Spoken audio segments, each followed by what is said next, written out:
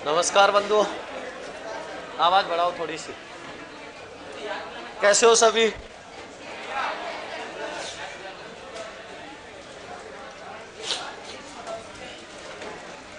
क्या चल रहा था?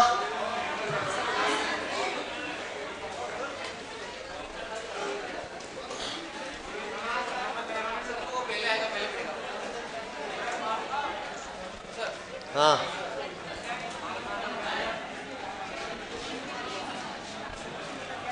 समास चल रहा था, तत्पुरुष समास हो गया था। अब इसके आगे लिखो अगला कौन सा समास है?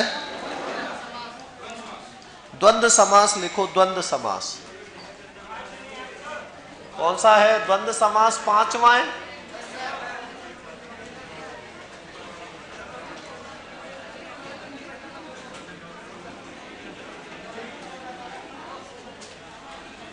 और द्वंद्व समास का कौन सा पद प्रधान होता है?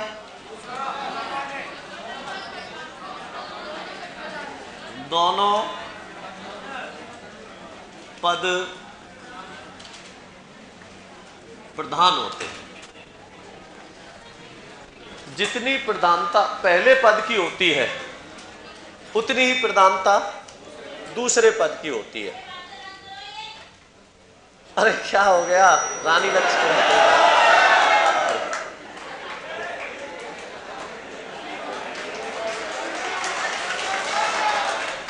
अरे शांत हो जाओ।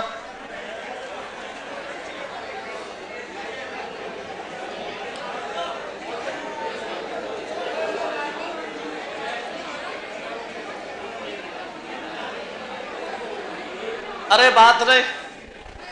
राजर्षि का संधि विच्छेद राजा धन ऋषि होगा। क्या होगा? राजा धन ऋषि। राजन इसका तत्सम रूप होता है। राजन क्या होता है? तत्सम रूप होता है, जिसका तद्भव रूप क्या हो जाता है? राजा हो जाता है। तो राजा धन ऋषि राजर्षि होगा। सृजन और सर्जन दोनों ही शुद्ध है। सृजन और सर्जन। सृजन क्या होता है? किसी चीज का निर्माण करना, है ना। और सर्जन क्या होता है? कहते नहीं है वो इसका सर्जन है। सर्जन का मतलब क्या होता है? ये अंग्रेजी शब्द है। कैसा शब्द है ये? अंग्रेजी का शब्द है। सर्जन और सृजन। तो हिंदी का कौन सा होता है? सृजन होता है, जिसका अर्थ क्या होता है? निर्माण होता है। तो द्वंद्व समास के दोनों पद प्रधान होते हैं। जितनी प्रधानता पहले पद की होती है उतनी प्रधानता कौन से पद की होती है? दूसरे पद की होती है। अब इसमें देखो कैसे पता लगाओगे कि पद प्रधान है। जैसे मैंने आपको बताया था, राजपुत्र खाना खा रहा है। राजपुत्र खाना खा रहा है। तो राजपुत्र का मतलब राजा का पुत्र। अब इसमें राजा खा रहा है या उसका पुत्र? तो इसका मतलब यहां प्रधानता किसकी है? पुत्र की। और पुत्र कौन सा पद है? दूसरा पद है। इसलिए यहां कौन सा पद प्रधान हुआ?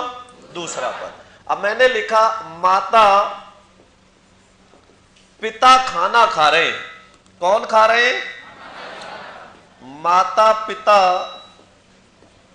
खाना खा रहे हैं। अब इसमें माता खा रही है या पिता? दोनों ही खा रहे, नहीं खा रहे। इसका मतलब यहां कौन सा पद प्रधान है? दोनों ही पद प्रधान है। बात समझ आई नहीं आई? यहां पता लग गया साहब, पुत्र की प्रधानता है, इसका मतलब दूसरा पद प्रधान है। और यहां दोनों ही पद प्रधान है। तो जो द्वंद्व समास होता है इसके दोनों ही पद प्रधान होते हैं। आज तक आपने सैकड़ों बार द्वंद्व समास पढ़ा है, नहीं पढ़ा? खूब पढ़ा है। लेकिन अगर मैं आपको 10 उदाहरण लिखा दूं तो गारंटी है एक सिंगल का उत्तर नहीं दे पाओगे, 10 में से एक का भी। क्योंकि आप ऊपर ऊपर से पढ़ते हो और जो पेपर में प्रश्न आते हैं वो बहुत ज्यादा डीपली और भीतर से पूछे जाते हैं। डीपली भीतर से कैसे पूछे जाते हैं? इसके भेद पूछ लेता है। क्या पूछ लेता है? भेद पूछ लेता है। अगर आपसे सीधा पूछ ले तो आपको समस्या नहीं आएगी, द्वंद उत्तर दे दोगे। लेकिन जब इनका क्या पूछ ले, भेद पूछ ले, तो वहां पर समस्या आ जाती है। अब इसका आपको ध्यान रखना है। कैसे पता लगाओगे? तो बहुत ही आसान और सरल तरीका बता रहा हूं, अच्छे से समझ लेना। तीसरा होता है वैकल्पिक द्वंद्व समास। इतरेतर, समाहार और वैकल्पिक। इतरेतर बोध कराता है और का, इतर और इतर। समाहार बोध कराता है किसका? आदि या इत्यादि का। और वैकल्पिक बोध कराता है या अथवा का, या अथवा का। हम इसके कितने भेद कर देते? 3 भेद। कौन कौन से? नार्योद्धार में कौन सी संधि है? अरे इसमें क्या था ऐसा? बहुत ही सरल उदाहरण है। इतने सरल सरल उदाहरण पूछते हो। नारी, 2 संधि है इसमें, धन उद्धार। ई का क्या बन रहा है? यह बन रहा है। ई का यह बनेगा, यह कैसा? अधूरा। रे में से ई गई तो रे कैसा हो गया? अधूरा। ई का बना, यह अधूरा। आगे क्या आया? उद्धार। और उद्धार में क्या होगा? उत धन हार हो जाएगा, उत धन हार हो जाएगा। ई का यह होने के कारण कौन सी संधि है? और तय का दय होने के कारण कौन सी संधि है? व्यंजन संधि है। तो यण और व्यंजन संधि दोनों एक ही नहीं है। तो क्रम से पहले यण आएगी, बाद में व्यंजन आएगी। है किसमें? नार्योद्धार में दीर्घ तो है ही नहीं। नार्योद्धार में दीर्घ स्वर संधि तो है ही नहीं।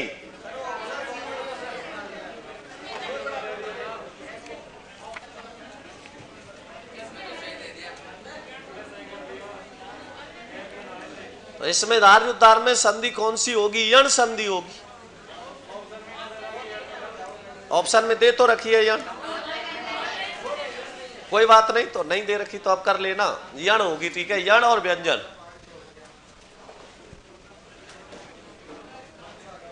देखो छाप दिया इसको।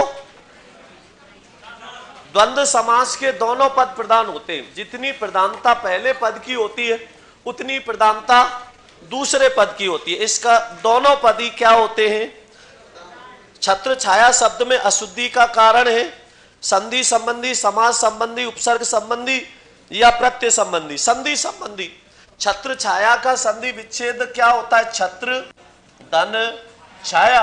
यदि किसी स्वर के बाद छवर्ण आ जाए तो स्वर और छ के बीच किसका आगम हो जाता है? च का आगम हो जाता है। कैसी अशुद्धि थी? संधि संबंधी। चंद्रमौली शब्द में कौन सा समास है? चंद्रमाल है मौली पर जिसके, भगवान शिव। चंद्रमा है मौली पर जिसके, किस में आएगा? बहुब्री समास में आएगा। अच्छा लगता है जब आप प्रश्न पूछते हो। तड़ी पार शब्द में कौन सा समास है? तड़ी के पार, ठीक है ना। अब उसको क्या कर दिया? तड़ी से पार कर दिया। किससे पार कर दिया? तड़ी से पार कर दिया। अपादान तत्पुरुष हो गया। कौन सा हो गया? अपादान तत्पुरुष समास हो गया। है संबंध में लिखाया। तड़ी पार संबंध में नहीं, अपादान में आएगा, क्योंकि उसको क्षेत्र विशेष से अलग कर रहे। अगर संबंध में लिखाया है तो इसको काट के सही कर लेना, अपादान में आएगा।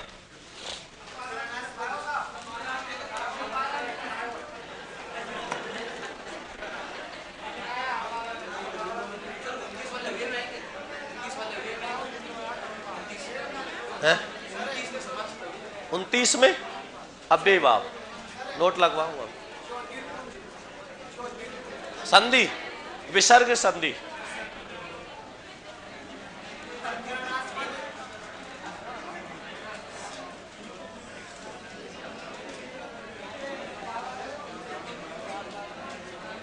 विसर्ग से पहले ए आ को छोड़ के अन्य स्वर हो, उसके बाद में गोस्वर्ण आ जाए तो विसर्ग का र हो जाता है। ज्योतिर्पुंज, ज्योति है धन पुंज, क्या होगा? ज्योतिर्पुंज हो जाएगा। अरे मैं फिर कह रहा हूं, जो लोग मेरी परीक्षा लेने की गलती कर रहे हैं वो केवल अपना समय खराब कर रहे हैं, पहले बता दूं, क्योंकि इतनी जिंदगी मैंने अपनी लुगाई के साथ नहीं बिताई जितनी हिंदी के साथ बिताई है, ठीक है ना। तो अगर आप मेरी परीक्षा ले रहे हो प्रश्न पूछ के, तो केवल अपना समय जाया कर रहे हो, कुछ भी नहीं मिलेगा। क्योंकि शायद ऐसा कोई उदाहरण बचा होगा, शायद कोई ऐसी किताब बची होगी जो मेरे सामने से ना निकली हो। आप प्रश्न की पूछ रहे हो, मैं पेज नंबर पे लाइन बता दूंगा, ये उदाहरण उस पेज नंबर पे लिखा हुआ है। मैंने जिंदगी किताबों में और हिंदी में ही बिताई है। मैं कह रहा हूं ना, मैंने जिंदगी जो पूरी अपनी अब तक बिताई है वो केवल पढ़ने और पढ़ाने में ही बिताई है, ठीक है ना, इसके अलावा और कहीं नहीं बिताई। जायज नहीं किया मैंने किसी को फ्रेंड रिक्वेस्ट भेजने की या किसी को गर्लफ्रेंड बनाने की और उसके साथ समय वेस्ट करने की। मैंने समय अपना केवल कहां जायज किया था? पढ़ने और पढ़ाने में, ठीक है ना। तो इसलिए मैं आपको कह रहा हूं कि मेरी परीक्षा लेके आप केवल अपना समय जायज करोगे और नुकसान करोगे। छाप दो। कष्टापन्न का मतलब होता है कष्ट से आपन, करण तत्पुरुष समास। वागदत्ता, वागदत्ता में बहुब्री समास हो जाता है। गुणजत्रा, गुणजत्रा कुछ तो बेवजह कोई समास होता ही नहीं, वो भी लिख देते हैं, कोई नहीं है इसमें, गुणजत्रा कोई शब्द ही नहीं है। छापो, लिखो इनको। सबसे पहले लिखो इतरेतर द्वंद्व समास। सबसे पहला लिख दो इतरेतर द्वंद्व समास।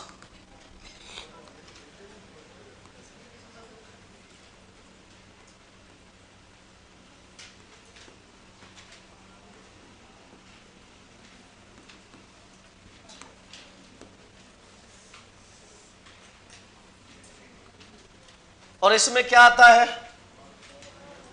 और आता है, और का बोध होता है। लिखो इतरेतर द्वंद्व समास में। इस समास में अक्षौहिणी में कौन सी संधि है? अपवाद होता है अक्ष धन उहिनी। आ और उ मिलके ओ बनने चाहिए थे, औ बन रहे इसलिए अपवाद में आता है। पराधीन में कौन सा समास है? पर, पराधीन, पर अधीन। जेब खर्च में जेब के लिए खर्च। गृणास्पद में संधि होगी, दीर्घ स्वर संधि। गृणा धन आस्पद, गृणा धन आस्पद, गृणास्पद हो जाता है। लिखो इस समास में दोनों पदों के बीच, इस समास में दोनों पदों के बीच प्रयुक्त और शब्द का लोप हो जाता है, और शब्द का लोप हो जाता है।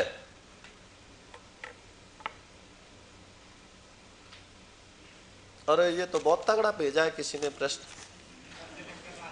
ये तो दिखाई नहीं था मुझे जब से। प्रत्यक्षदर्शी, विवाहितर, मंगेतर, प्रधानमंत्री, मुख्यमंत्री, इनमें समास का नाम बताओ, समास विग्रह करो और कारक का नाम भी बताओ। घर पे आऊंगा, जिसने भी पूछा है उसके बताने। लिखो इसमें, जैसे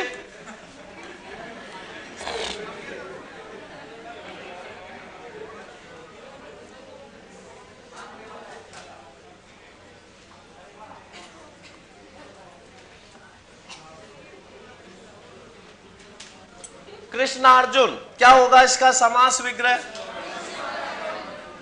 कृष्ण और अर्जुन,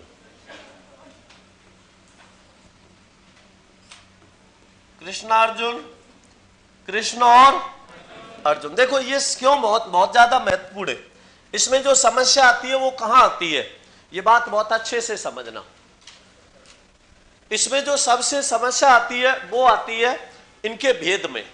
इनके भेद में कैसे आती है? जैसे आपसे इसमें पूछ लिया दाल रोटी। अब इस दाल रोटी शब्द में कौन सा समास है?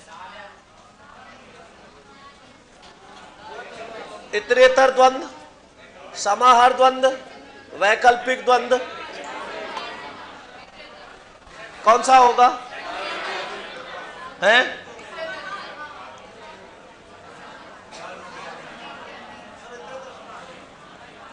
समाहार द्वंद्व भी है और इसमें इतरेतर द्वंद्व भी है, दोनों हैं। अब सुनो, इसमें बहुब्री समास भी है। अब निर्भर करता है पेपर में इसको पूछ कैसे रहा है। आपकी दाल रोटी कैसी चल रही है? इसमें पूछेगा आपकी दाल रोटी कैसी चल रही है, इसका मतलब आपका जीवन यापन कैसा चल रहा है। दाल रोटी का मतलब क्या है? जीवन यापन। तो बहुब्री समास हुआ नहीं हुआ? जीवन यापन के लिए रूढ़ होके। अब दाल और रोटी दोनों आ गए इसमें, दाल भी है और रोटी भी है। अब दाल रोटी और किसका बोध कराता है? जब दो पद मिलकर अपने साथ और भी संज्ञा पदों का बोध करा दे, वहां कौन सा होता है? समाहार द्वंद्व होता है। ठीक है ना? कुछ दाल रोटी बना लो, इसका मतलब दाल हो, रोटी हो, सब्जी हो और भी कुछ हो, इसका मतलब अपने साथ ही है और भी संज्ञा पदों का बोध करा रहा है। जैसे हम कहते हैं कई बार चाय वाय मिलेगी क्या? है? अरे आज कुछ चाय वाय पियोगे क्या? कहते हो नहीं कहते? तो चाय वाय इसका मतलब क्या मतलब है? इसका चाय और इसके साथ में और भी कुछ। अगर केवल चाय पीनी होती तो क्या कहते? चाय मिलेगी क्या? अब चाय के साथ बिस्किट, नमकीन और भी कुछ चाहिए तो क्या कहोगे? चाय वाय। इसका मतलब चाय आदि। क्या आएगा? चाय आदि। इसके साथ कैसे शब्द आते? इसमें जो शब्द आते हैं वो निरर्थक शब्द आते हैं। वाय का कोई अर्थ होता है क्या? नहीं होता। वाय इसके साथ में निरर्थक शब्द आता है और ये निरर्थक शब्द किस में आते हैं? ठीक है ना? तो ये आपको ध्यान रखना है। ठीक है ना? तो ऐसे बहुत सारे उदाहरण है। समास समास विग्रह पर निर्भर करता है। कपड़े लत्ते आदि, धोती कमीज, कपड़े लत्ते, ठीक है ना, कुर्ता टोपी, ये सब इसमें आ जाते हैं। कुर्ता टोपी आदि। तो लिखो इसमें कृष्ण अर्जुन, कृष्ण और अर्जुन। आगे लिखो राधे श्याम।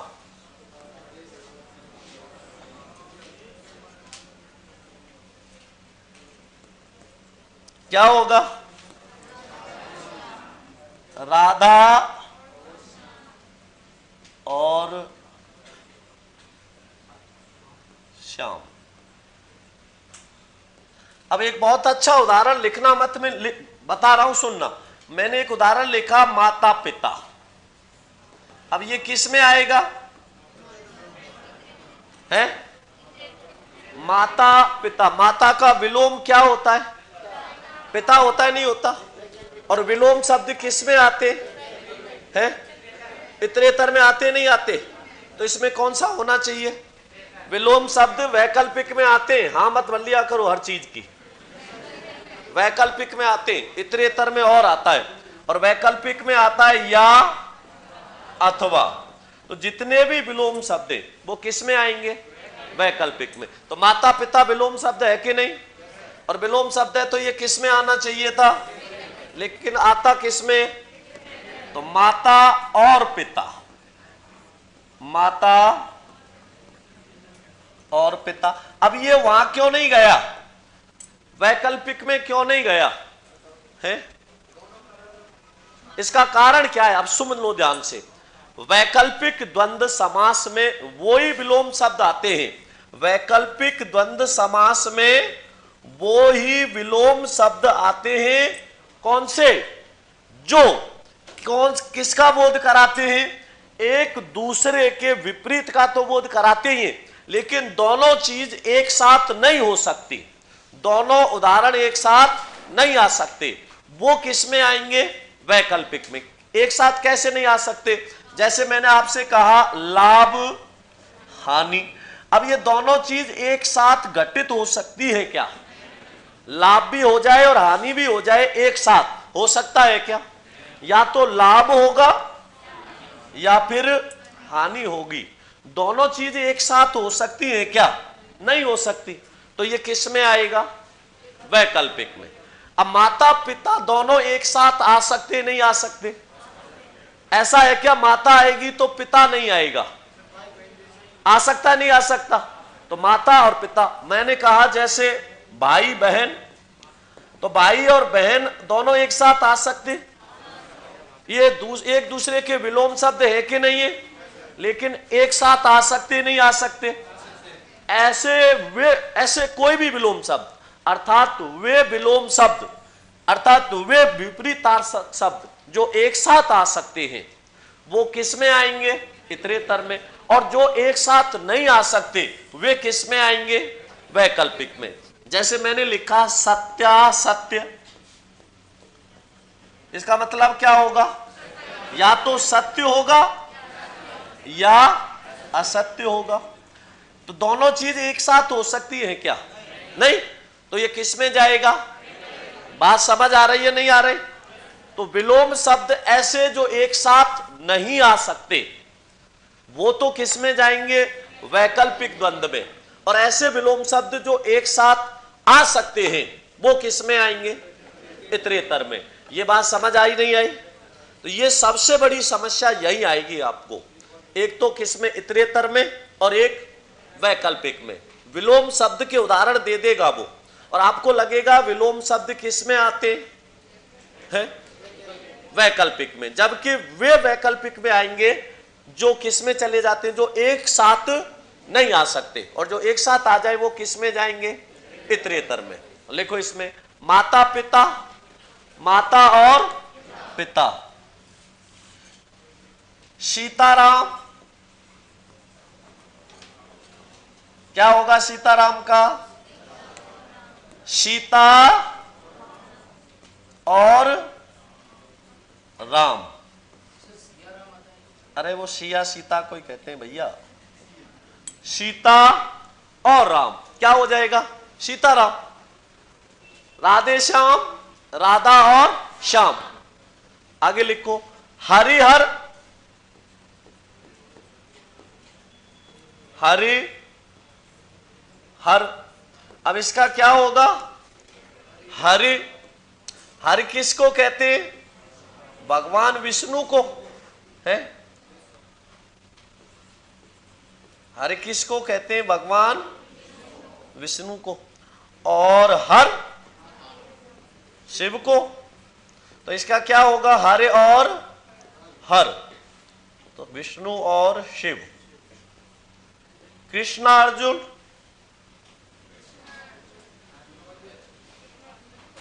सीताराम, राधेश्याम, माता पिता, हरिहर, लव कुश। लव कुश, इसका क्या होगा?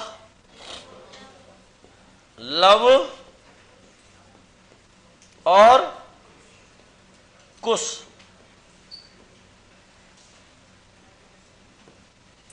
लव कुश, लव और कुश।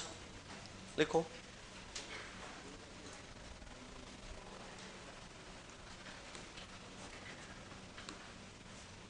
और लिख दो इसमें उदाहरण। अब देखो आगे समझना विषय ध्यान से। मैंने आपको एक द्विगु समास में नोट लगवाया था। और क्या नोट लगवाया था? 1 से लेकर 10 और 10 से भाज्य संख्याओं में कौन सा समास होता है? द्विगु समास होता है। अब 1 से लेके 10 और 10 से भाज्य संख्याओं को छोड़कर और उन उपसर्ग वाली संख्याओं को छोड़कर कोई भी संख्यावाची आएगा वो किस में जाएगा? इतरेतर द्वंद्व में। उन उपसर्ग वाली जितनी भी संख्याएं वो सब जाती हैं अव्ययभाव समास में। किस में? अव्ययभाव। जैसे मैंने कहा 19, तो 19 का क्या होगा? उन धन 20, और उनका मतलब क्या होता है? उन उपसर्ग होता है हिंदी का, जिसका अर्थ होता है एक कम। जिसका अर्थ क्या होता है? एक कम। तो 19 का क्या हो जाएगा? एक कम 20, और एक कम 20 इसका मतलब इसमें कौन सा हो गया? अव्ययभाव हुआ नहीं हुआ? पहला पद उपसर्ग है, दूसरा पद कोई संज्ञा है, कौन सा हुआ? अव्ययभाव। 19 है, 29 है, 39 है, 49 है, ठीक है ना। जेब खर्च में संबंध तत्पुरुष समास होगा, जानू मीना संबंध नहीं होगा, ठीक है ना, जेब के लिए खर्च होगा, ठीक है।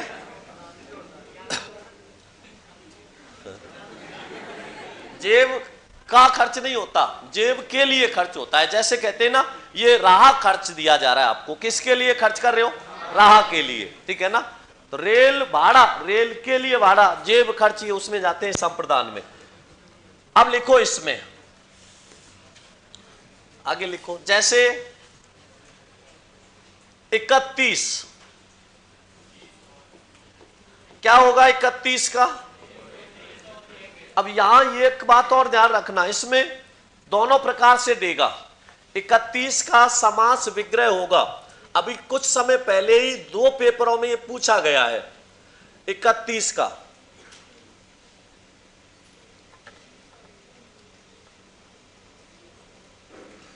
इकतीस 1 और 30 होगा, 30 और 1 नहीं होगा, ये विषय ध्यान रखना। हम ये समास विग्रह करा लेता है कई बार। तो 31 का क्या हो जाएगा? 1 और 30 हो जाएगा। तो इसमें कौन सा समास हुआ? और आ रहा है, नहीं आ रहा? 31, 1 और 30। इसी प्रकार मैंने लिखा 38, क्या लिखा?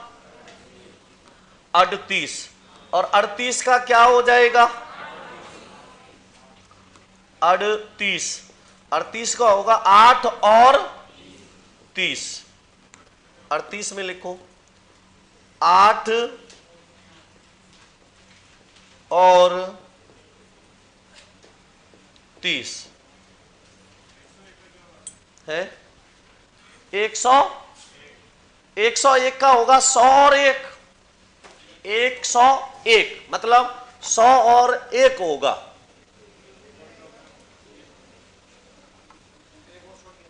101, 100 मतलब 100 और 1। लिखो आगे 31, 1 और 30, 38, 8 और 30। आगे लिखो है इसमें 150, 100 और 50, 100 और 50। लिखो आगे 38 लिख दिया, 55, 5 और 50। 5 का मतलब हो गया 5, 5 का मतलब 100, 50 और 5, सॉरी 5 का मतलब हो गया 5, 5 का मतलब 50, 5 और 50 क्या हो गया? 55 हो गया। 5 और 50 क्या हो जाएगा? 55 हो जाएगा। आगे लिखो, 5:45 में नहीं होगा। आगे लिखो, ये पूछा गया है पेपर में 68, और 68 का क्या होगा? 8 और 60 हो जाएगा। 68, 63 और ये पूछे गए हैं, तो 8 और 60 क्या हो जाएगा? 68 हो जाएगा। इसको लिखने के बाद में एक नोट लगाओ।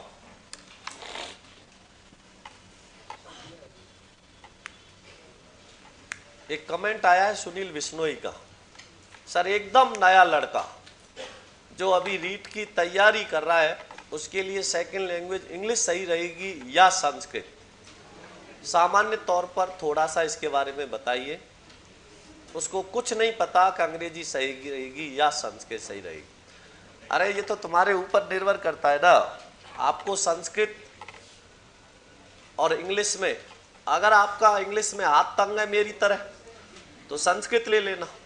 आपको इंग्लिश अच्छे से आती है, मीडियम आपका इंग्लिश रहा हुआ है, बहुत अच्छे से आपको इंग्लिश आती है, तो इंग्लिश लेना, अन्यथा इंग्लिश मत लेना। क्योंकि संस्कृत की और हिंदी की बहुत सारी चीज मिली जुली सी है, तो वहां पे आप उसको मैनेज कर लोगे, लेकिन इंग्लिश इतनी आसानी से नहीं आती है, इसलिए ध्यान रखना। अपवाद में ना दिए हो तो स्वर संधि करनी है अक्षौहिणी में। लिखो आगे। बचपन, बचपन में क्या हो, कुछ नहीं है। लिखो, इसमें नोट लगा के लिखो, 1 से लेकर 10, 1 से लेकर 10 और 1 से लेकर 10 और 10 से भाज्य संख्याओं को छोड़कर, 1 से लेकर 10 और 10 से भाज्य संख्याओं को छोड़कर तथा उन उपसर्ग वाली संख्याओं को छोड़कर 1 से लेकर 10 और 10 से भाज्य संख्याओं को छोड़कर तथा उन उपसर्ग वाली संख्याओं को छोड़कर बाकी सभी में इतरेतर द्वंद्व समास होता है। बाकी सभी में इतरेतर द्वंद्व समास होता है। लिख दो, बाकी सभी में इतरेतर द्वंद्व समास होता है। अरे बता तो दिया, 100 और 50 है 149, 100 और 49 और आ जाएगा, इतरेतर द्वंद्व होगा। केवल 49 आता तो 49 में क्या होता, 1 कम 50 हो जाता। लिखो अब इसमें, लिख दिया नोट, समझ आया। 1 से लेके 10 और 10 से भाज्य संख्याओं में कौन सा समास, द्विगु समास। उन उपसर्ग वाली संख्याओं में अव्ययीभाव समास और बाकी सब में इतरेतर द्वंद्व। अब इसमें कुछ उदाहरण और लिखो। चिट्ठी पाती,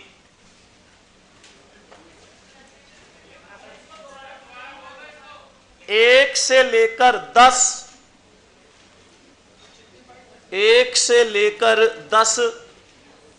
और 1 से लेकर 10 और 10 से भाज्य संख्याओं को छोड़कर, 10 से भाज्य संख्याओं को छोड़कर तथा उन उपसर्ग वाली संख्याओं को छोड़कर, तथा उन उपसर्ग वाली संख्याओं को छोड़कर बाकी सभी में इतरेतर द्वंद्व समास होता है।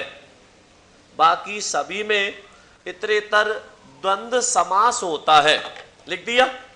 अब कुछ उदाहरण लिखो जो पेपर में बार बार रिपीट हुए, जैसे ये चिट्ठी पाती भी बोल देते और चिट्ठी पत्री भी बोल देते, तो कुछ भी लिख लेना, दोनों ही शुद्ध हैं। लिखो चिट्ठी पात्री या पत्री, तो लिखो चिट्ठी और पत्री,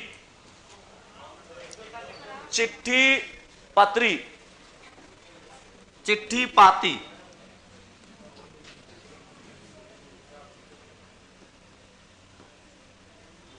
चिट्ठी पाती लिख देना, पत्री लिख देना, तो इसका क्या होगा, चिट्ठी और पाती।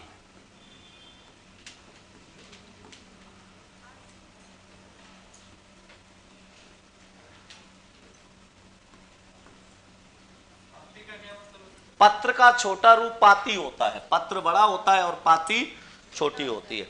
एक आता था ना, वो छोटा सा कार्ड आता था, कार्ड आता था ना, ये है, लिख दो इसको, चिट्ठी पाती। खेत खलियान, खेत खलियान, खेत खलियान में लिखो खेत और खलियान, खेत खलियान लिख दो, खेत और खलियान।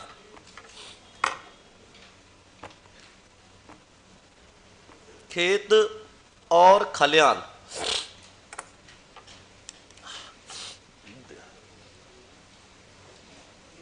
भाई बहन, भाई और बहन। खेत खलियान, खेत और खलियान। भाई बहन, भाई और बहन। लिख दिया। मां बेटी, मां बेटी, क्या होगा मां बेटी का? मां और बेटी। दाल रोटी, मां बेटी लिख दिया। मां और बेटी, मां तो शुद्ध लिख लो, चंद्र बिंदु आता है। मां बेटी, मां और बेटी। दाल रोटी,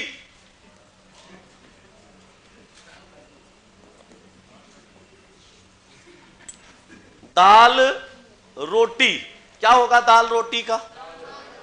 दाल और रोटी। आलू गोभी इसी में आ जाएगा, आलू और गोभी।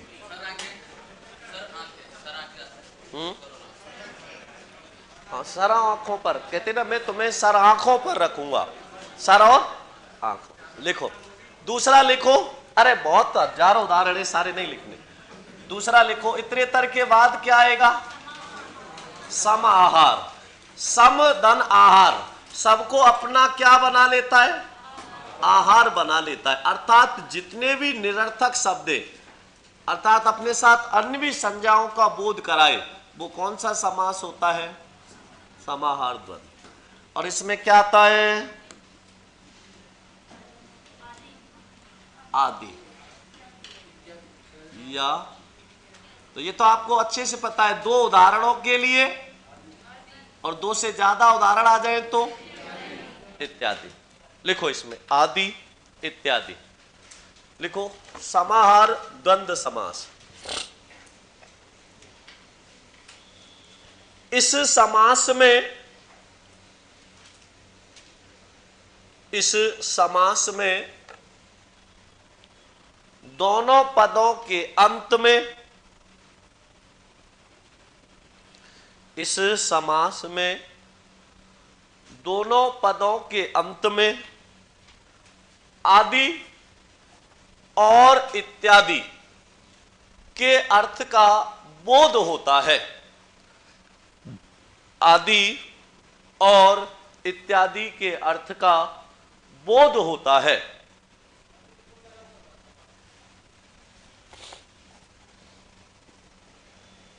आगे लिखो, तथा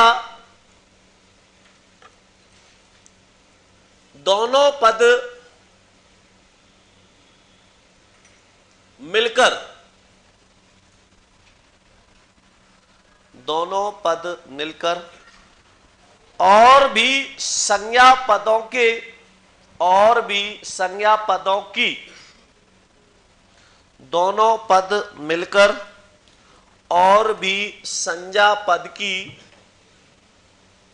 इच्छा रखते हैं। दोनों पद मिलकर और भी संज्ञा पदों की इच्छा रखते हैं। 11 का 1 और 10 हो जाएगा, 11 1 और 10, इतरेतर द्वंद्व समास होगा। देखो इसमें क्या होता है, दो पद मिलकर अपने साथ और भी संज्ञा पदों की इच्छा रखते हैं, इसलिए इसको क्या कहते हैं? समाहार द्वंद्व समास। कैसे लिखो, जैसे मैंने यहां लिखा कुर्ता टोपी। अब आप कई बार कहते हो ना, है फलाने के बच्चा हुआ है, उसको कुर्ता टोपी देने जा रहा हूं, तो उसमें कुर्ता होता है क्या? टोपी होती है क्या? नहीं, मतलब और भी संज्ञा पद आएंगे। तो ना तो उसमें टोपी होती, लेकिन ये अपने साथ और संज्ञाओं का बोध करा रहा नहीं करा रहा, इसलिए ये किस में जाता है? समाहार में। तो लिखो कुर्ता टोपी आदि। कुर्ता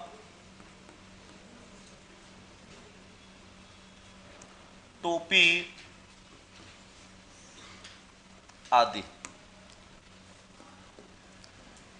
धोती कमीज, इसमें केवल धोती कमीज नहीं आती, और भी बहुत सारे संज्ञा पद आते हैं, इसलिए इसको किस में रखते हैं?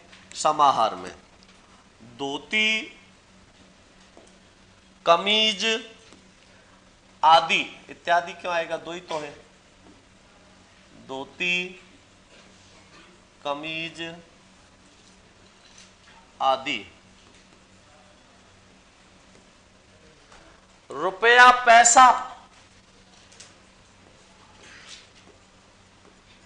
रुपया पैसा। अब इसका क्या होगा? रुपया पैसा इत्यादि क्यों बार बार यूज कर रहे हो? है बता दिया, दो से ज्यादा आएंगे तब लगाना। रुपया पैसा आदि।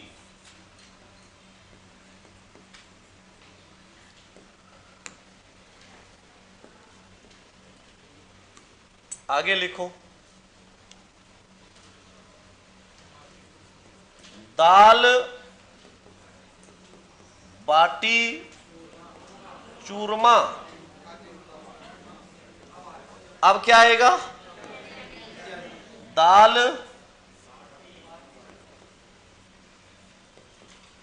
बाटी और चूरमा इत्यादि।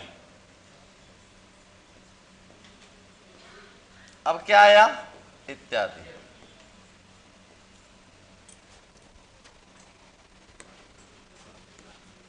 लिखो।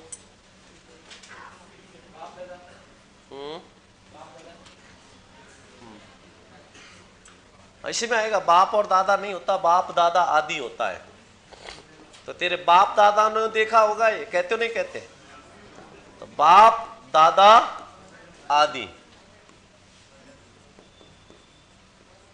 तो इसमें केवल बाप और दादा ही नहीं है, और भी बहुत हैं। भाई हो सकते, चाचा हो सकता है, काका हो सकता है, और भी बहुत सारे हैं। उन सब के लिए आ रहा है। जीवन साथी में कौन सा समास है? संबंध है। जीवन के लिए साथी नहीं होता, जीवन का साथी होता है। वो मेरा जीवन साथी है, मतलब जीवन का साथी है, तो उससे संबंध बोध कराया जा रहा है।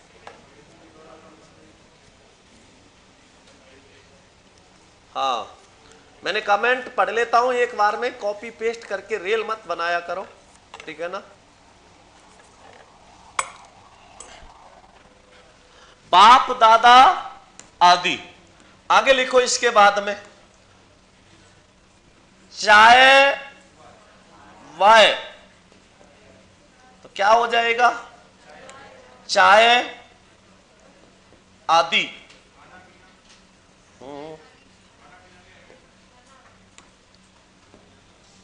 आगे लिखो, खान पान, खान पान, खान पान आदि। कहते ना उसका खान पान कैसा है, सही नहीं है, तो खान पान आदि इसी में आएंगे।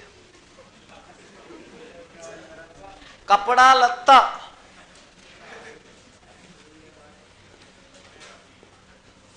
कपड़ा लत्ता,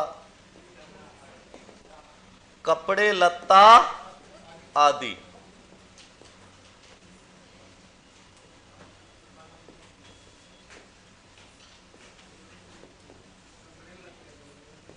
कपड़े लत्ता आदि। लत्ते लत्ता वो एक ही बात है, बहुवचन में लत्ते हो जाता है, एक वचन में लत्ता होता है। आगे लिखो, है गिल्ली और डंडा। आगे लिखो, इसमें कपड़े लत्ता लिख दिया। आगे लिखो, रोटी बोटी, रोटी बोटी क्या हो जाएगा? रोटी आदि। पंजाब और हरियाणा में बोटी लुगाई को कहते हैं, बोटी मुटियार, तो रोटी आदि। तो कहीं आप पंजाब हरियाणा जाओ और कहीं जाके किसी को बोल दो, भैया आज आपके घर रोटी बोटी मिलेगी क्या है? तो रोटी तो दे देगा, लेकिन बोटी के बदले कुछ और ही दे देगा, ठीक है ना? तो रोटी बोटी का क्या हो जाएगा? रोटी आदि हो जाएगा। आगे लिखो इसके बाद में पानी वानी, पानी वानी क्या हो जाएगा? पानी आदि। चाय पानी आदि, रोटी बोटी रोटी आदि, पानी वानी पानी आदि। छाप दो इसको।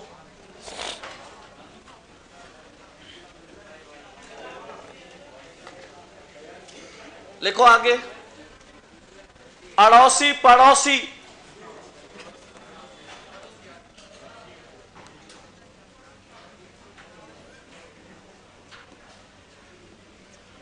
अब पड़ोसी तो होता है, कोई अड़ोसी शब्द होता है क्या? निरर्थक है कि नहीं है? और निरर्थक है तो वो किस में जाएगा? इसी में, पड़ोसी आदि। कई पड़ोसी तो बहुत खतरनाक होते हैं।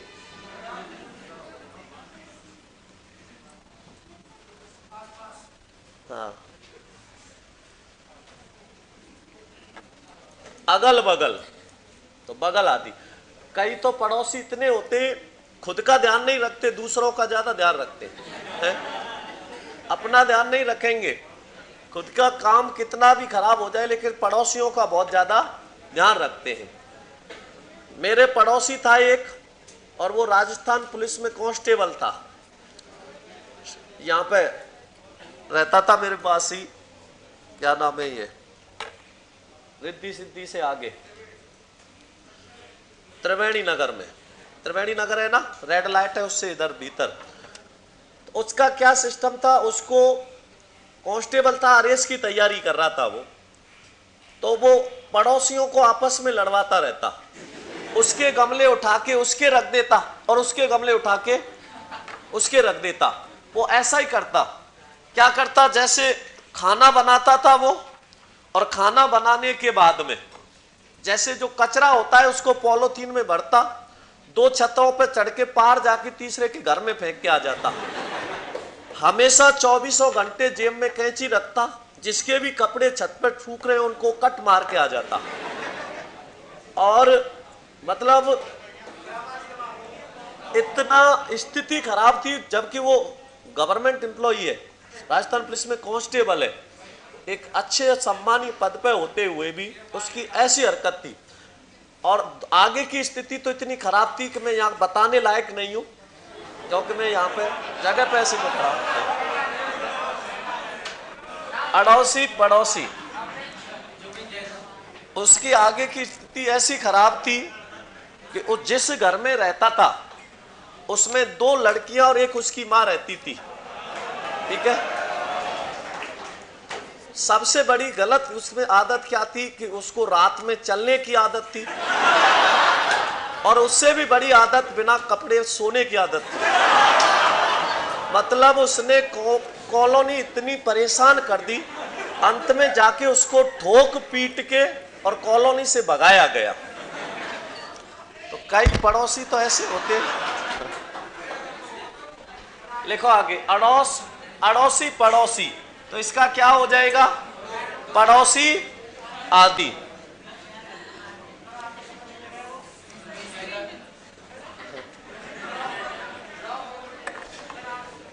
हैवी ड्राइवर था वो। हाँ, लिखो आगे,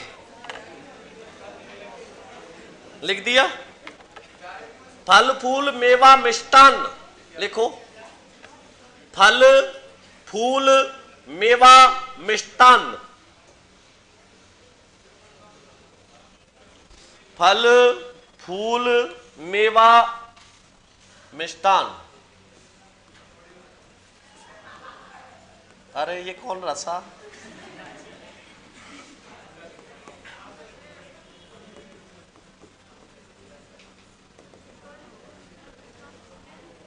आगे क्या है?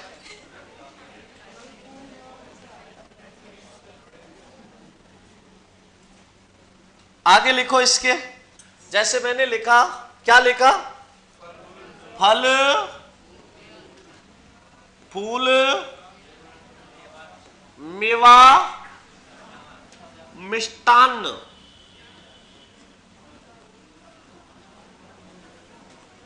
अब इसका क्या हो जाएगा? फल, दो बार लिख के क्या? फल, फूल, मेवा, मिष्टान। क्या लिखेंगे? फल, फूल, मेवा और मिष्टान्न इत्यादि। अरे एक से अधिक शब्द आ रहे हो तो उनको किससे जोड़ा जाता है? अल्प विराम से। अंतिम अल्प विराम के स्थान पर हमेशा क्या आता है? और आता है। तो मिष्टान्न इत्यादि। और का मतलब होता है तरफ, और का मतलब होता है दूसरा। ठीक है, मेरे घर की ओर, ठीक है ना, वह और है, दूसरा होता है। आगे लिखो, कूड़ा, कचरा आदि। कूड़ा, कचरा आदि। रोक टोक आदि। रोकना, टोकना आदि। हाँ इसी में आएगा, जादू टोना इसी में आता है। लिख दो, लिखो। तपोधन में कौन सा समास है? कर्मधारय समास है, ठीक है ना। लिख दो आगे। रोक टोक, रोक टोक आदि। क्या बोला था अभी? जादू टोना इसी में आएगा।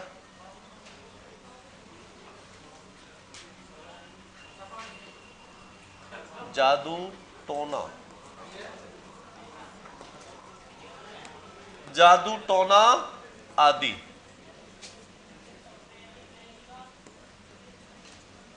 जादू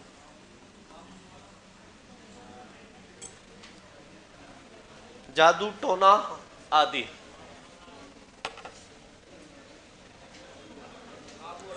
सरला बिश्नोई, मैंने कमेंट पढ़ लिया, बार बार क्यों कॉपी पेस्ट मार रही हो? है ना, आपको उत्कर्ष की तरफ से यहां से अपने आप पहुंच जाएगा आपके पास रिप्लाई, ठीक है।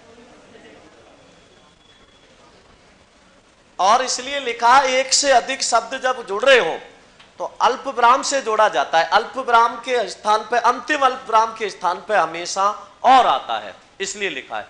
लिखो अब आगे, अगला कौन सा है? 3-4 लाइन छोड़ के लिखना, ठीक है। तीसरा कौन सा है? वैकल्पिक द्वंद्व समास।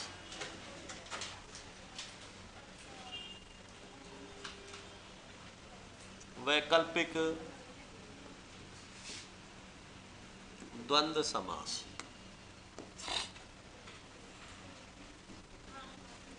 वैकल्पिक द्वंद्व समास, इसमें क्या आता है? या,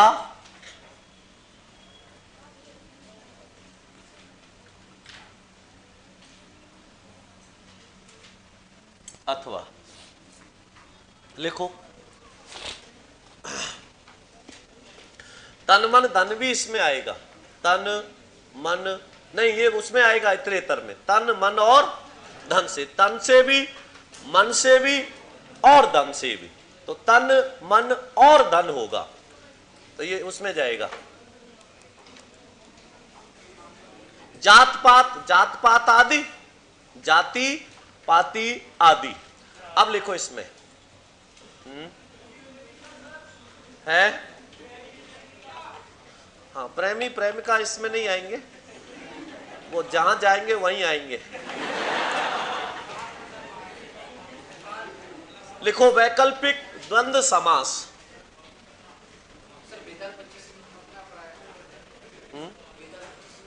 बे 25 बहुब्री में जाएगा, अन्य अर्थ में ऋण होने के कारण। केवल बेताल होता तो वो किस में जाता? अव्यय भाव में, बेताल, ताल रहित।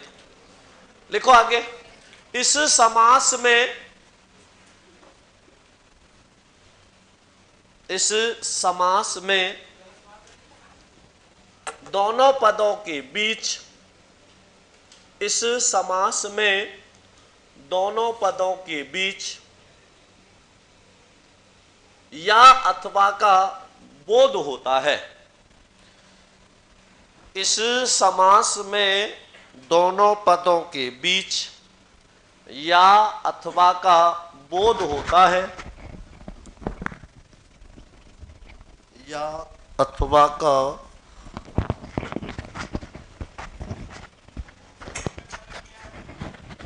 है, या अथवा का बोध होता है।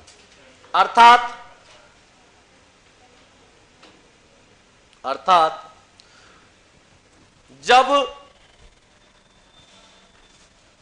जब दोनों पद विपरीतार्थक हो, अर्थात जब दोनों पद विपरीतार्थक हो, जब दोनों पद विपरीतार्थक हो और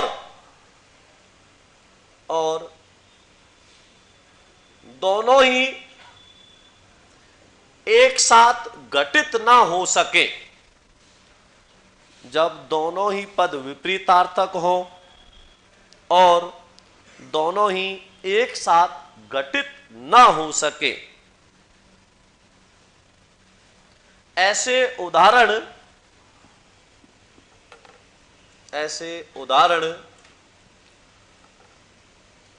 वैकल्पिक द्वंद्व समास कहलाते हैं। ऐसे उदाहरण वैकल्पिक द्वंद्व समास कहलाते हैं। वृद्धि और गुण संधि ऑप्शन में हो तो अच्छोहिणी में, अरे अच्छोहिणी में वृद्धि और गुण दोनों दे दे तो ये गुण संधि का अपवाद है, इसलिए गुण संधि में आएगा। ठीक है ना, ये ध्यान रखना आपको। लिख दिया। अब कैसे आएंगे इसमें, जैसे मैंने लिखा यस अपयस, क्या लिखा, यस अपयस, क्या बनेगा इसका, यस या अपयस। यस अपयस का क्या होगा, यस या अपयस।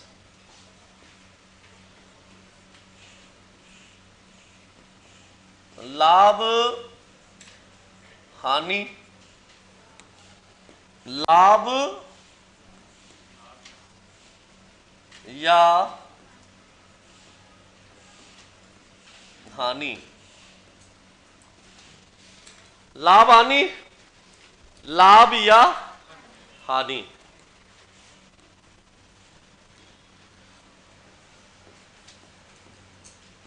सत्या सत्य, सत्य या असत्य,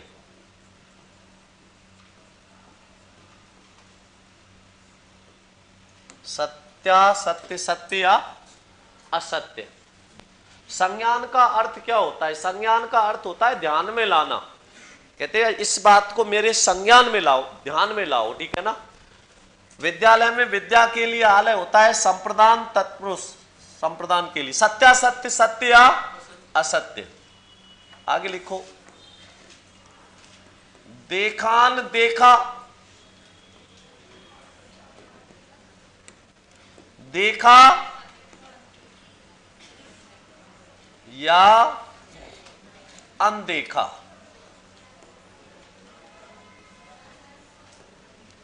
चाहन चाहा,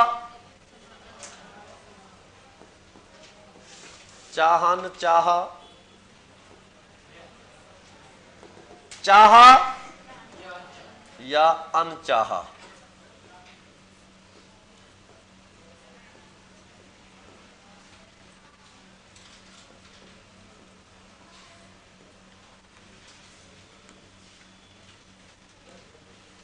लिखो,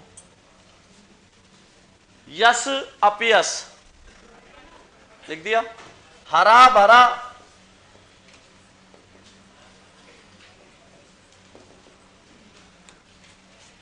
है क्या होगा हरा भरा का? हरा और भरा इतरेतर द्वंद में आता है ये, हरा और भरा, मतलब वो हरा भी है और भरपूर मात्रा में भी है। तो कहते नहीं ये हरा भरा है, ठीक है ना। देखो हरा भरा और हमें आएगा इतरेतर द्वंद में।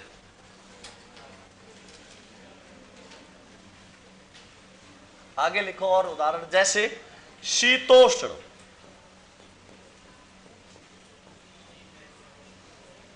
शीत या उष्ण।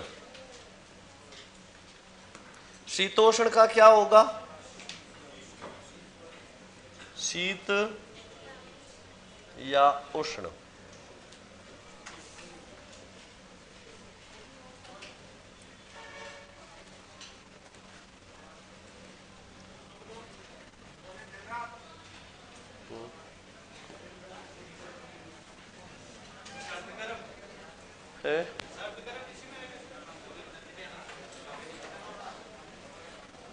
बेताल 25 में द्विगु समास को परीक्षा में सही क्यों माना? वहां बहुब्री समास नहीं था। अरे इसलिए मानना बेताल ताल रहित, 25 5 और 20, ठीक है ना, 5 और 20। बेताल 25 का मतलब क्या है? जिसका कोई ताल भी नहीं हो, ठीक है ना, और 5 और 20 25 भी है। तो बेताल 25 रूढ़ होके बहुब्री में जाता है। किस में जाता है? केवल बेताल देता तो किस में आता? अव्यय भाव में। केवल 25 देता तो द्विगु किस में आता? द्विगु में नहीं, द्वंद में, इतरेतर द्वंद 5 और 20, ठीक है ना। है दिन, हाँ ये इसमें आ जाएगा, दिन या रात।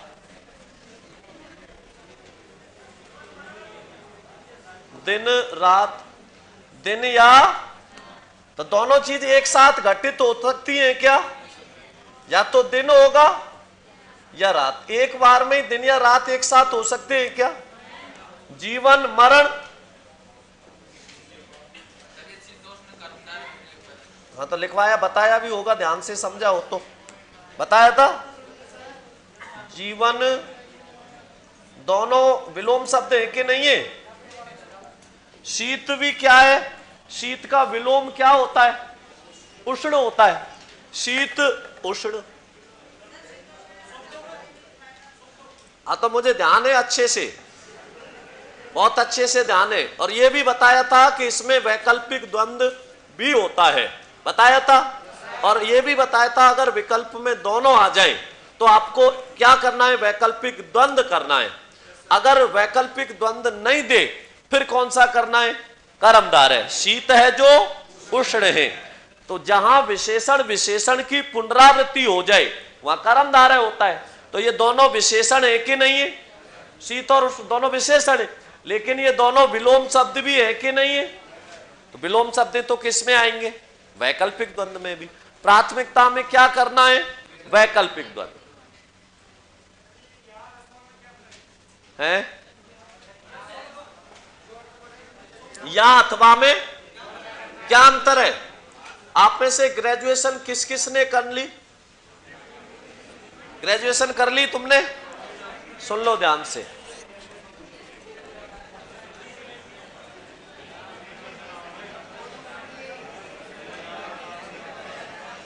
अरे बात मत करो।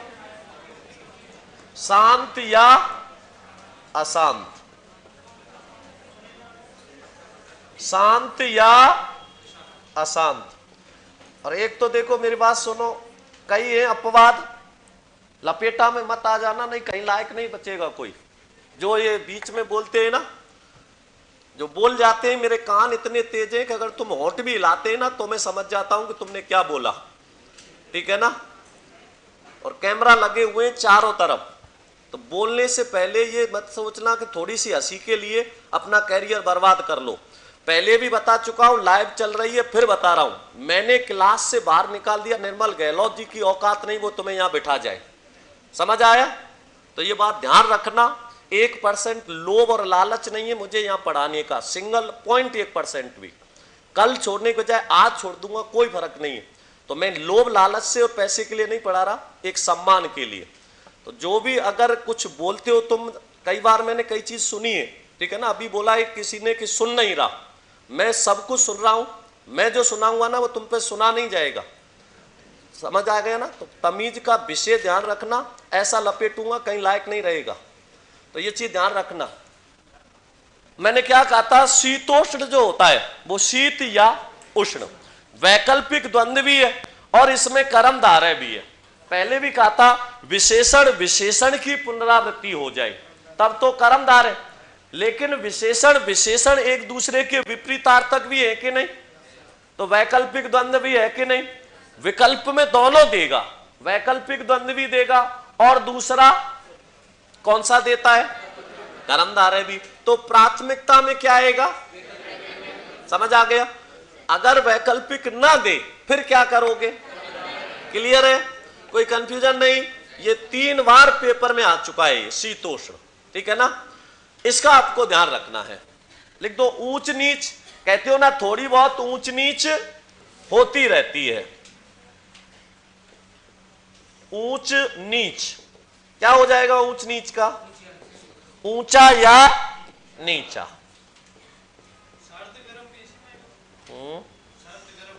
हाँ बिल्कुल, सर्द गर्म इसमें आएगा, सर्द या गर्म। सर्द गर्म का क्या होगा, सर्द या गर्म हो जाएगा।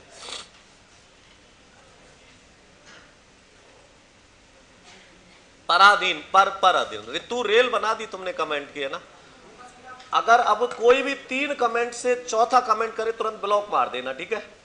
3 कमेंट, मैं हर कमेंट को देख रहा हूं, तुम्हारा हर कमेंट, ठीक है ना, और मैं हर कमेंट का रिप्लाई भी दे रहा हूं।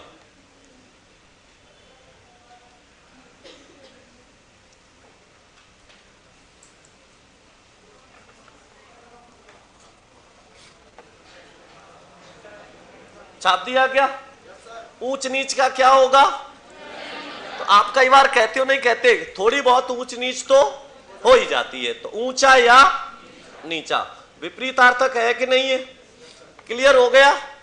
समास कौन सा हो गया, ये वैकल्पिक द्वंद्व। द्वंद्व समास में कोई कंफ्यूजन है क्या, खूब सारे उदाहरण दूंगा।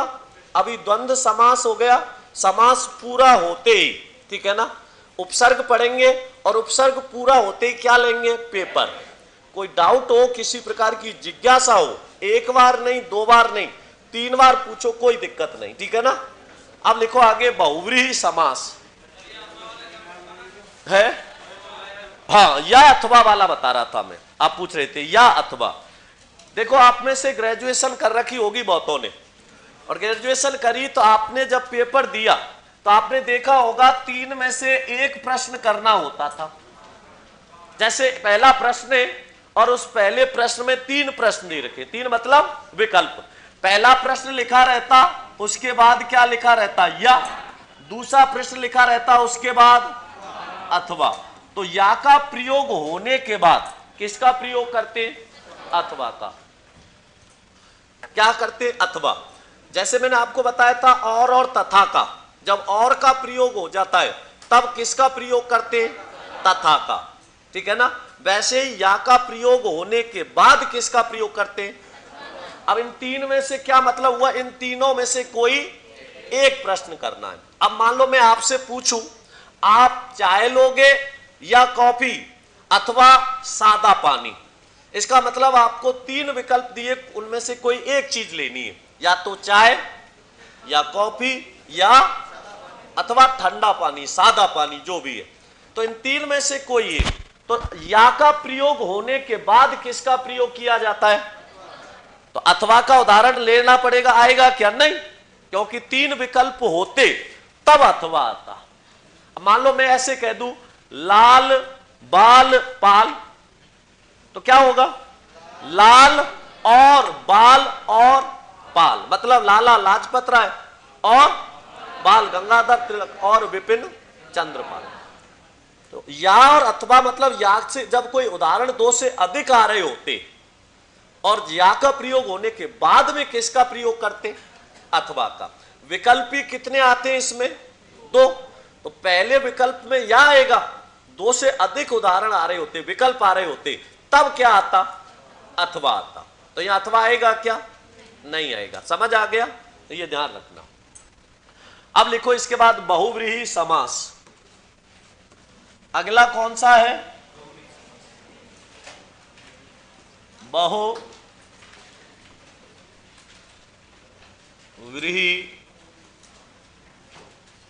बहुत ही सरल और बहुत ही महत्वपूर्ण समास है बहुव्रीहि समास। बहुव्रीहि समास का कौन सा पद प्रधान होता है, कोई भी पद प्रधान नहीं होता, बल्कि अन्य पद की प्रधानता का बोध होता है। तो इसका कौन सा पद प्रधान होता है, अन्य पद प्रधान होता है।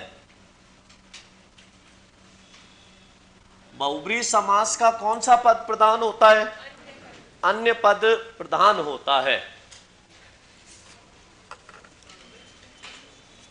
अरे इसका नहीं आएगा, ठीक है, बताया तो है मैंने। लिखो बहुव्रीहि, देखो अब इसको पहले समझना फिर लिखना। जो बहुव्रीहि शब्द है ये किससे मिलके बना है, बहुधन व्रीहि से। बहुव्रीहि शब्द लिखना मत अभी समझना। बहुव्रीहि शब्द किससे मिलके बना है, बहुधन व्रीहि से बनके बना है। बहु का मतलब क्या होता है, बहुत होता है। बहु का मतलब बहुत होता है, और व्रीहि का मतलब क्या होता है, अन्न या चावल।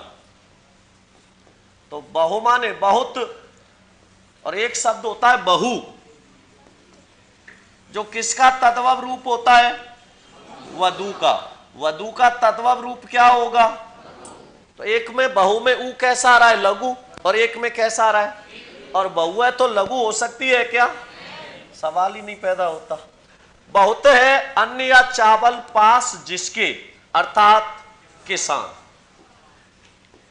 तो बहुव्रीहि किसको कहा जाता है, किसान को। तो बहुव्रीहि का समास विग्रह क्या होता है, लिखना नहीं है कुछ भी, पहले समझना, इसमें बहुत सारे नोट लगाने। बहुत है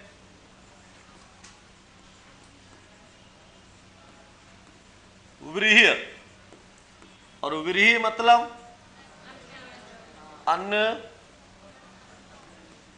या चावल पास जिसके,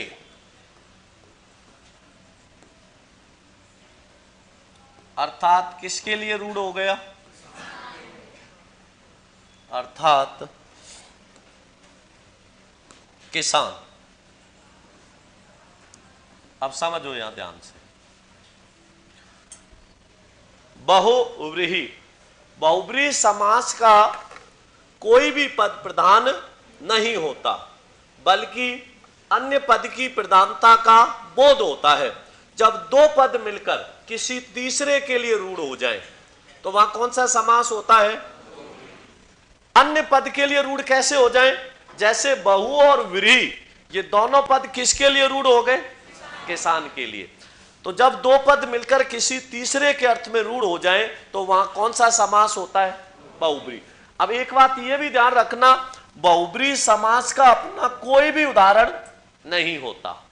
बहुव्रीहि समास का अपना कोई भी उदाहरण नहीं होता, बल्कि ये दूसरे के उदाहरणों को रूढ़ करके अपना बना लेता है।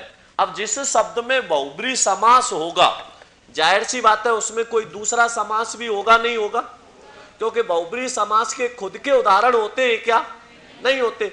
ये तो दूसरे के उदाहरणों को रूढ़ करके अपना बनाता है, तो निश्चित है इसमें कोई दूसरा भी होगा नहीं होगा। अब विकल्प में जब दोनों दे दे, बहुव्रीहि भी दे दे और वो दूसरा भी दे दे, और वो दोनों पद मिलके किसी विशेष अर्थ में रूढ़ हो रहे हो, तो कौन सा करोगे, कैसे। जैसे आप में से कोई पूछ भी रहा था उस दिन, पीतांबर, मैंने लिखा पीतांबर। अब ये पीतांबर शब्द किससे मिलके बना है, पीत धन अंबर। पीत माने क्या होता है, पीला या पीले, और अंबर माने वस्त्र। अब यहां वस्त्रों की विशेषता बताई जा रही है, नहीं बताई जा रही? क्या बताई जा रही है? तो पीले हैं जो वस्त्र, तो ये किसके लिए हो गए? कर्मधारय हुआ नहीं हुआ? लेकिन ये पीतांबर शब्द रूढ़ किसके लिए है? पीले हैं वस्त्र जिसके, अर्थात भगवान श्री कृष्ण और विष्णु, भगवान श्री कृष्ण और विष्णु। अब दोनों पद मिलके जब तीसरे के लिए रूढ़ हो जाए तो वहां कौन सा समास है? बहुब्री। अब आपसे सीधा पूछ ले, और कैसे पूछ ले कि पीतांबर शब्द में समास है तो क्या करोगे? बहुब्री करोगे। और विकल्प में बहुब्री ना दे फिर क्या करोगे? या फिर वो कई बार कैसे पूछता है? वाक्य में प्रयोग करके। वाक्य में प्रयोग कैसे करेगा? वह भगवान पीतांबर की पूजा कर रही थी। रेखांकित शब्द क्या है? पीतांबर। और पूछेगा रेखांकित शब्द में समास है, कौन सा होगा? और वह पीतांबर सुखा रही थी। अब क्या होगा? पीतांबर सुखा रही, इसका मतलब पीले वस्त्रों को, भगवान को थोड़ी सुखाएगी। तो रूढ़ होके किस में गया? बहुब्री में। और अगर रूढ़ नहीं है तो फिर किस में गया? बात समझ आ गई? तो बहुब्री समास में आपको बिल्कुल भी परेशान नहीं होना। क्यों नहीं होना? कि ये देख लेना कि दो पद मिलके किसी तीसरे के लिए रूढ़ हो रहे हैं क्या? अगर हो रहे हैं तब तो बहुब्री है, और नहीं हो रहे तो, जैसे मैंने एक उदाहरण लिखा, सपरिवार। क्या लिखा? और इसका क्या होगा? परिवार सहित। क्या होगा? परिवार सहित। कौन सा समास हुआ? अव्ययभाव। और इसका समास विग्रह कर दे, परिवार के साथ है जो, परिवार के साथ है जो, अर्थात किसके लिए आया? भगवान श्री राम के लिए। तो इसमें किस में जाएगा? ये बहुब्री में गया, नहीं गया? तो बहुब्री समास में आपको बिल्कुल भी परेशान नहीं होना। मैं कुछ नोट लगवाऊंगा, उसके बाद ये समस्या नहीं आएगी। तो लिखो पहले बहुब्री समास।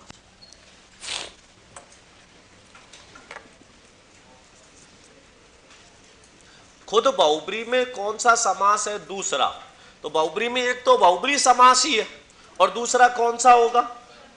है विशेषता बता रहा है, बहुत है व्रीहि पास जिसके, तब तो गया बहुब्री में।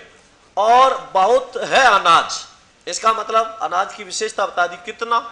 बहुत। तो कर्मधारय में गया, नहीं गया? लिखो इसमें, बहुब्री समास का कोई भी पद प्रधान नहीं होता।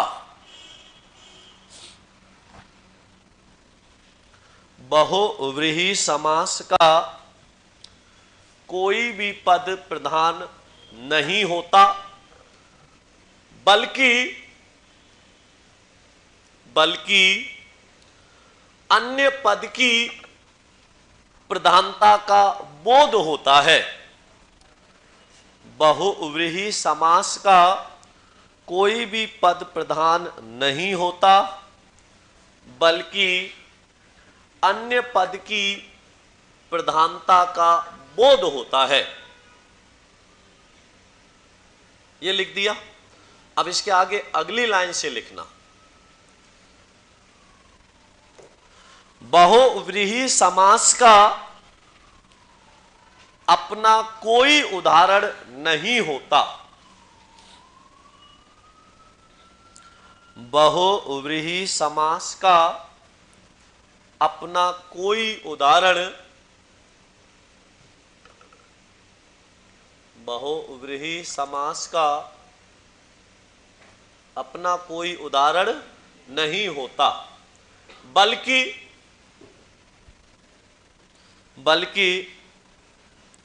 जब दो पद मिलकर,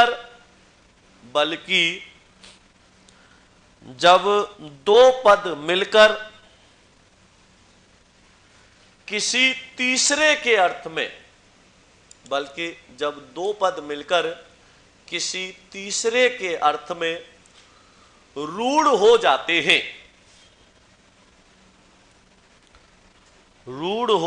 हैं, तो वहां बहुव्रीहि समास होता है। तो वहां बहुव्रीहि समास होता है। यदि विकल्प में दोनों समास दे रखे हों, यदि विकल्प में दोनों समास दे रखे हों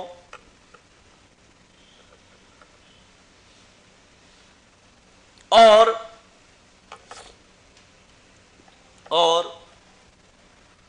दोनों पद विशेष अर्थ में रूढ़ हो रहे हों और दोनों पद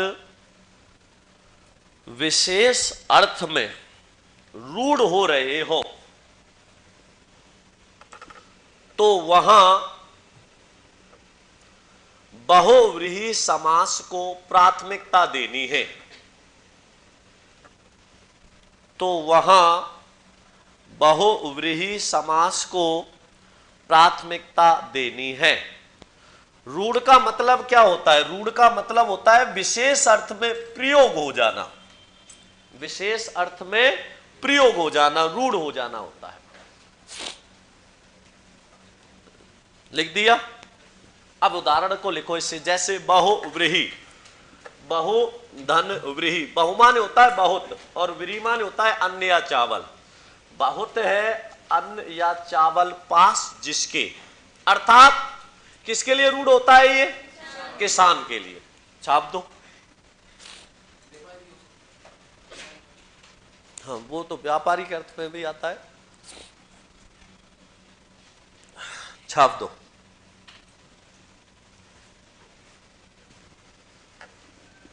किसान अथवा सेठ भी लिख लेना साथ में। सेठ के पास भी होता है। किसान किसको बेच देता है? सेठ को। इसलिए किसान अथवा सेठ दोनों लिख देना।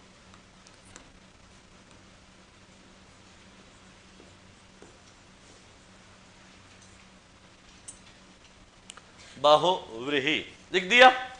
आगे लिखो। हाँ, छाप लो आराम से। रिपीट करना है। ठीक, करता हूं। बहुव्रीहि, बहुत है व्रीहि, अन्न या चावल पास जिसके। अच्छा, परिभाषा में जो नोट लगवाया अंत वाला क्या था वो? यदि विकल्प में दोनों समास दे रखे हो और दोनों पद विशेष अर्थ में रूढ़ हो रहे हो, तो वहां बहुव्रीहि समास को प्राथमिकता देनी है। अब तो सुन लिया।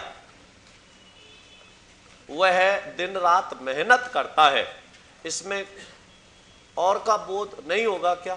दिन रात, तो दिन रात करता है मतलब दिन में भी और रात में भी, तो दिन और रात ही होगा वो तो।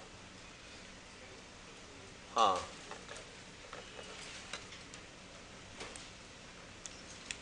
लिखो आगे। इसको लिख दिया। अब लिखो आगे। आशुतोष,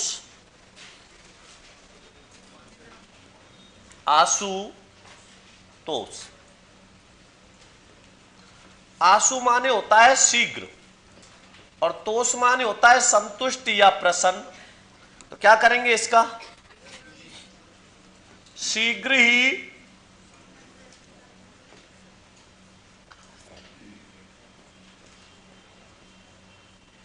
प्रसन्न होने वाला है जो, अर्थात भगवान शिव।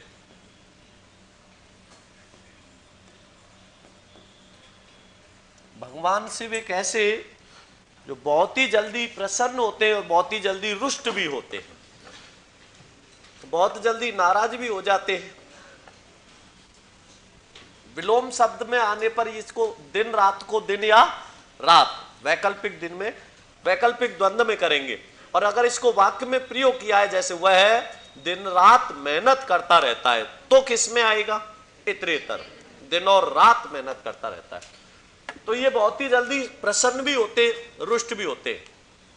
जैसे देखते हो ना आप, इन पर कुछ भी चढ़ा दो, है। फल चढ़ा दो, फूल चढ़ा दो, भांग चढ़ा दो, धतूरा चढ़ा दो, फूल गोभी चढ़ा दो, पत्ता गोभी चढ़ा दो, कुछ भी चढ़ा दो, तुरंत प्रसन्न हो जाते हैं, क्योंकि ये भाव देखते हैं। भाव के बदले क्या दिया वो नहीं देखते, तो कुछ भी चढ़ा दो प्रसन्न हो जाते हैं। इसीलिए इनको क्या कहा जाता है? आशुतोष। आशु माने शीघ्र और तोष माने होता है प्रसन्न होने वाला। अब आपने देखा होगा महिला सतयुग से ही बहुत ज्यादा होशियार रही है। सबसे ज्यादा महिला किसकी पूजा करती है? भगवान शिव की। और मनुष्य सतयुग से ही मूर्ख रहा है, वो किसकी पूजा करता है? हनुमान जी की। हनुमान जी अपनी अर्जी लेंगे, आप अर्जी लगाओगे हनुमान जी को, हनुमान जी कहां पहुंचाएंगे? भगवान श्री राम। और भगवान श्री राम कहां पहुंचाएंगे? शिव पे। अब यहां से लेके अर्जी यहां तक पहुंचने में कितना समय लगेगा है? जब तक तो आपका बुढ़ापा भी आ जाएगा, तो वो चीज की तुम्हारी जरूरत ही खत्म हो जाएगी है। आपने किसी चीज के लिए किससे अरदास करी? हनुमान जी से। और हनुमान जी ने पहुंचाई राम जी तक, और राम जी ने पहुंचाई शिव जी तक। यहां जो आपकी इच्छा थी वो खुद कहां, यहां तक पहुंचते पहुंचते क्या हो गई? बूढ़ी हो गई। तो आपने उसकी इच्छा खुद ही खत्म हो जाएगी। अब रख लो, अपना आना चाहिए है। लेकिन सीधा संपर्क किससे करते?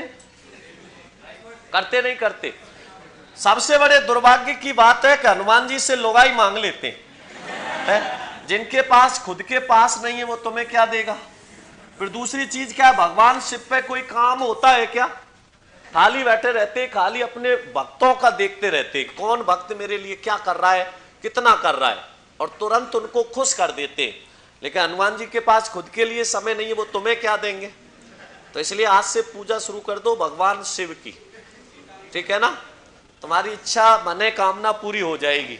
देखो लिखो इसमें, तो शीघ्र ही प्रसन्न होने वाला है जो, अर्थात कौन है?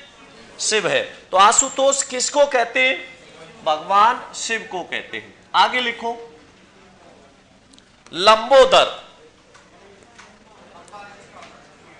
लिखो आगे, लंबोदर। लंबोदर लिखो, लंबोदर।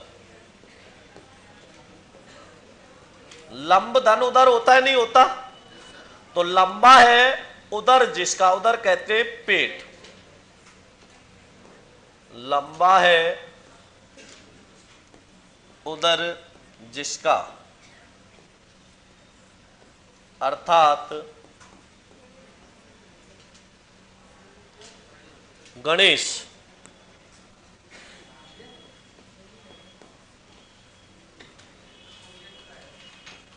अर्थात गणेश। अनंग,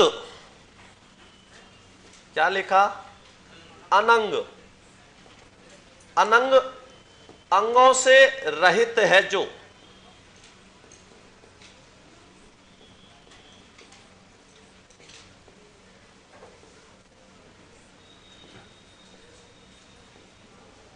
अर्थात कामदेव। किसको कहते हैं अनंग? अर्थात कामदेव।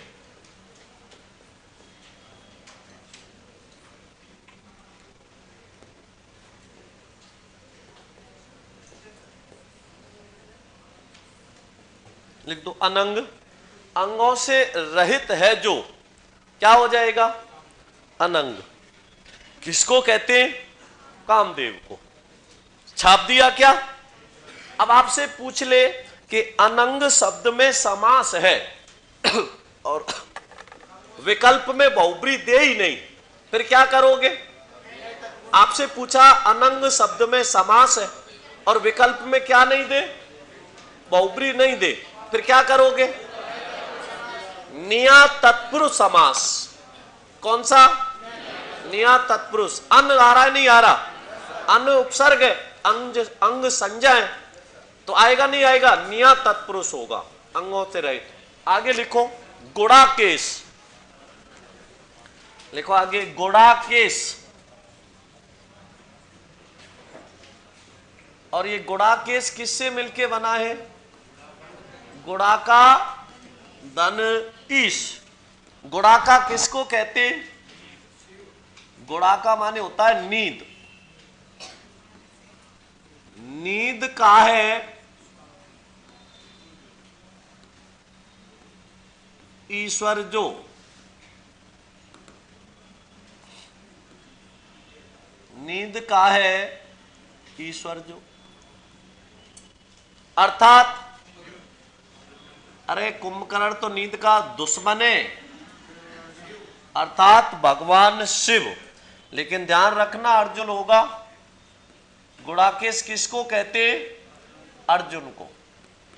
और किसको कहते? भगवान शिव को।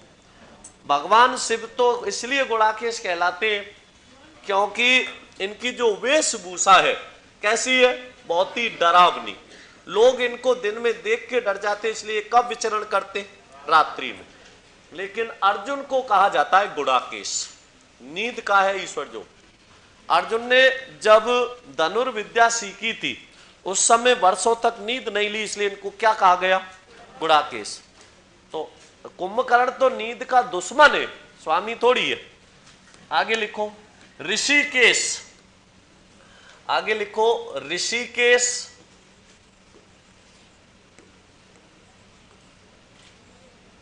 और ऋषिकेश का क्या होगा? ऋषिक।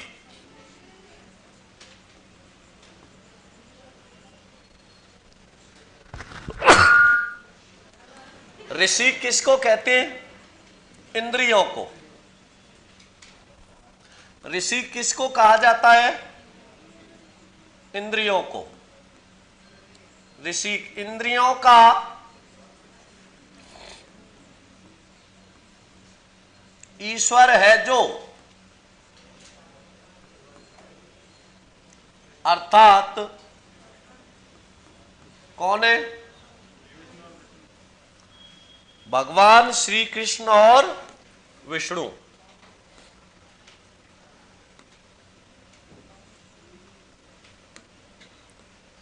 ऋषिकेश किसको कहा जाता है? भगवान श्री कृष्ण और भगवान विष्णु को। जिसने इंद्रियों पे क्या प्राप्त कर लियो? विजय प्राप्त कर लियो, उसको क्या कहते? ऋषिकेश। अब भगवान श्री कृष्ण और विष्णु ये ऋषिकेश कहलाते। भगवान विष्णु के लिए तो आत्मा मान भी जाए ऋषिकेश के लिए, लेकिन भगवान श्री कृष्ण के लिए मानती है क्या? भगवान विष्णु कहाँ रहते थे? समुद्र में। और समुद्र में सिवाय मछलियों के कुछ दिखता ही नहीं। और जब दिखता ही नहीं तो अपने आप इंद्रियां वश में रहेंगी। भूमिजा एवं मध्वरी में कौन सा समास है? दोनों में बहुब्री समास है। भूमिजा कहा जाता है सीता माता को और मध्वरी कहा जाता है भगवान श्री कृष्ण को। मधु नामक राक्षस का शत्रु है जो। मधुधन अरि मध्वरी, क्योंकि मधु और जब इसमें क्या जोड़ेंगे? अरि, तो ऊ का वह बनेगा। वह अधूरा है मिलके, पूरा मिला के लिखा तो क्या बना? मध्वरी। मधु नामक राक्षस का शत्रु है जो। दो शब्द होते हैं, एक तो अरे और एक अरि। अरि माने होता है शत्रु और अरि कहते हैं सखी। और अरि किसको कहा जाता है? लुगाई को संबोधन सूचक शब्द। अरि सुनती है क्या? कहते नहीं कहते? तो उसली में भी आ जाता है। तो अरे और अरि। तो भगवान विष्णु को भी क्या कहा जाता है? भगवान विष्णु और कृष्ण भगवान के समान से ही पर्यायवाची है, क्योंकि अवतार इसी के तो थे। तो भगवान विष्णु को आत्मा मान लेती है, क्योंकि वो कहां रहते हैं? समुद्र में। और समुद्र में सिवाय मछलियों के कुछ दिखता ही नहीं, इसलिए बेचारे को कोई दिक्कत ही नहीं हुई। और दूसरा क्या? महिलाओं को तैरना भी कम आता है, इसलिए महिला पहुंचती नहीं, तो अपने आप क्या है? इंद्रियों के स्वामी हो गए। लेकिन जो खुद किसके बीच में रहा हो है? जिनके आगे पीछे है, चारों तरफ कौन रही हो? गोपियां रही हो। और इनकी कितनी प्रेमिका कहे या रानी कहे या कुछ भी कहे, कितनी थी? 16,000 16,108। और जिसकी 16,100 रानियां रही हो, प्रेमिकाएं रही हो, वो इंद्रियों का स्वामी और है? तो एक रानी के चक्कर में पगला जाते हो, सोचते हो रीट फिर आएगी 5 साल बाद देखेंगे, पहले इसको देखें। है होता है नहीं होता? कई करते हैं ना, आए थे हरिभजन को होटल लगे कपास, आए थे रीट तैयारी को, कोई मिल गई और देखेंगे 5 साल बाद फिर आएगी कोई रीट, पहले इस रीट को देख ले, है ना। अरे ये रीट देख लो, फिर उन रीट की जरूरत ही नहीं पड़ेगी। समझ आ रहा है ना? तो आप जिस लक्ष्य को लेके आए हो, दिमाग में वो लक्ष्य बसा के रखो, दूसरे लक्ष्य पे भटको मत। सिलेक्शन लेना कोई बड़ा काम नहीं है, बहुत ही सरल काम है सिलेक्शन लेना, बस अपने रास्ते से मत भटकना। जिंदगी में बहुत सारे ब्रेकर आएंगे, उनसे वापस मत लौटना, उनको पार कर गए सिलेक्शन है, पार में लौट आए कहां जाओगे? वही दलदल में। तो इसका ध्यान रखना। तो भगवान श्री कृष्ण बहुत ही पवित्र इंसान थे। इंसान क्या, भगवान थे, बहुत ही पवित्र। लोगों ने इनको गलत वे से ले लिया। इनकी भले ही 16,108 रानियां क्यों नहीं थी, प्रेमिकाएं क्यों नहीं थी, लेकिन इनके जो भाव थे, विचार थे, बहुत ही सम्मानीय थे।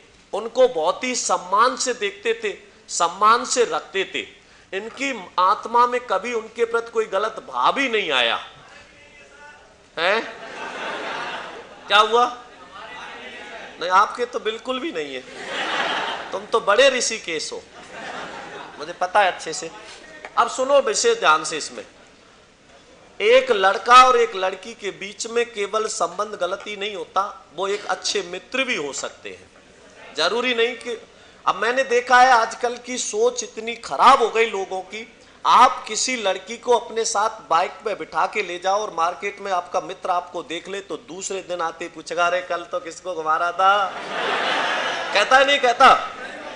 क्योंकि सोच और मानसिकता इतनी खराब कर दी लोगों ने जिसकी कोई सीमा नहीं।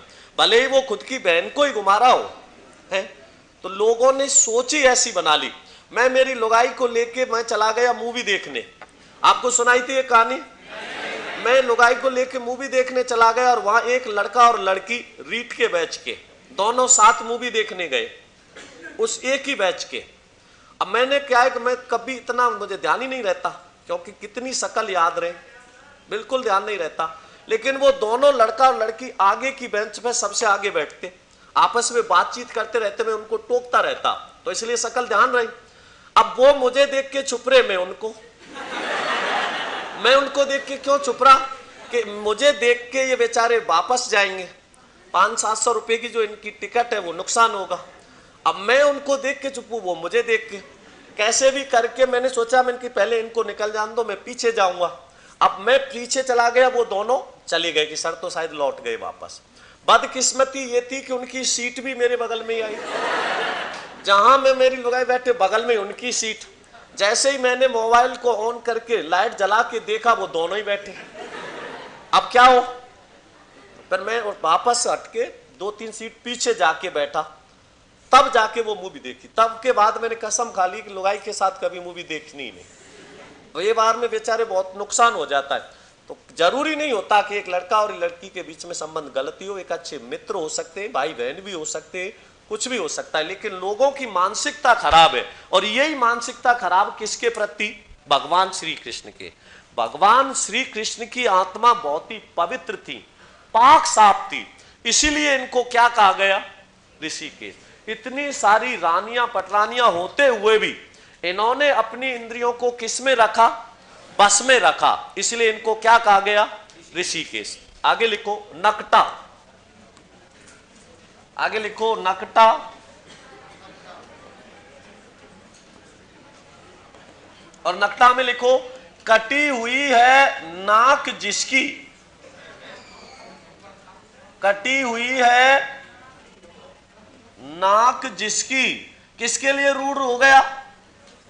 अरे थोड़ा सा तो दिमाग लगाया करो, वो नकटी होता तब नूपड़ का होती। कटी हुई है नाक जिसकी अर्थात बेशरम।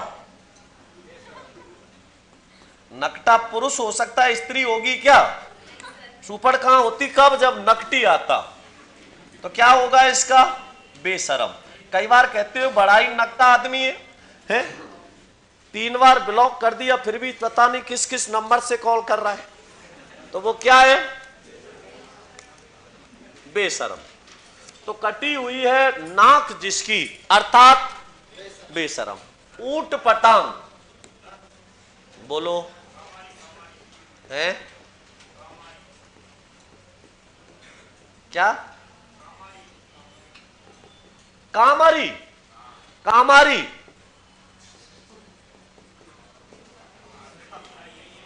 ये ना काम धन अरि, काम कहते हैं कामदेव को, और अरि कहते हैं शत्रु। कामदेव का है शत्रु जो भगवान शिव, दीर्घ स्वर संधि है। काम कहते हैं, काम पर्यायवाची होता है कामदेव का। हाँ बिल्कुल आएगा, क्यों नहीं आएगा। ऊट पटांग, ऊट पर है टांग जिसकी। कई बार कहते हो कैसी ऊट पटांग बात कर रहे हो, तो ऊट पर है टांग जिसकी,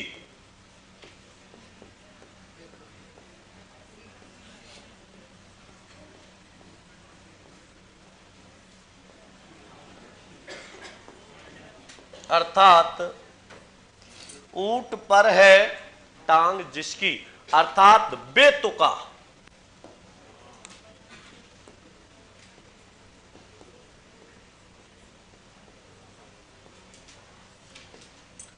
ऊंट पर है टांग जिसकी, अर्थात बेतुका। कहते ना कई बार बड़ी ऊंट पटांग बात कर रहे हो, बेतुकी, जिसका कोई तुकी नहीं होता, वो होता है ऊंट पटांग। लिखो शाखा मृग,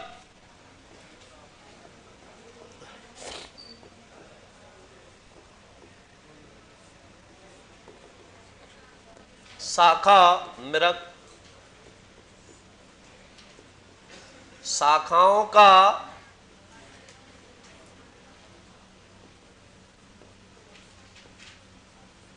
मृग है जो, अर्थात बंदर। किसको कहते हैं शाखा मृग? बंदर को। दामोदर, अब दामोदर किससे मिलके बना है? दाम धन उदर। दाम किसको कहते? रस्सी को। उदर किसको कहते? पेट। तो लिखो दामोदर में अद्यावधि में दीर्घ स्वर संधि है। अद्य धन अवधि, अद्यावधि दीर्घ स्वर संधि।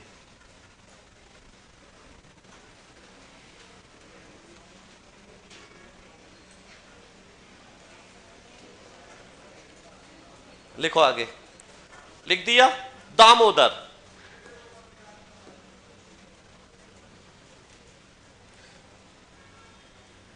जिसका उदर, नहीं ऐसे लिखना, रस्सी से बांध दिया है, रस्सी से बांध दिया है उदर, पेट जिसका। किसके लिए आ रहा है ये? अर्थात किसको कहते हैं? भगवान श्री कृष्ण।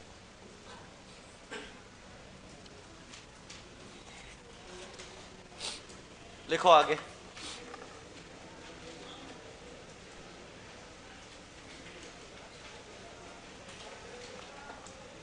लिख दिया, और लिखो आगे दामो। भगवान श्री कृष्ण को मां यशोदा ने रस्सी से बांध दिया था ना, कोलू से, तब उनका नाम पड़ा था दामोदर। दाम माने होता है रस्सी, उदर माने होता है पेट। जिसका पेट मां ने, यशोदा ने किससे बांध दिया हो? रस्सी से। आगे लिखो वीणा पाणी, वीणा पाणे, वीणा पाणे। वीणा है पाणी, पाणी माने होता है हाथ, वीणा पाणे। तो वीणा है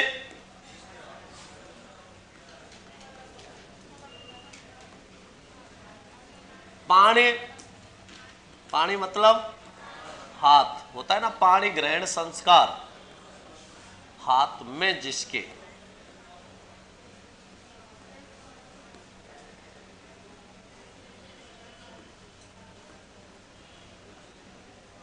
अर्थात सरस्वती।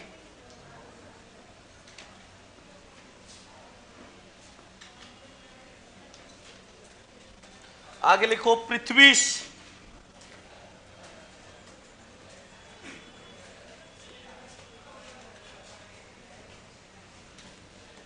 और पृथ्वी में लिखो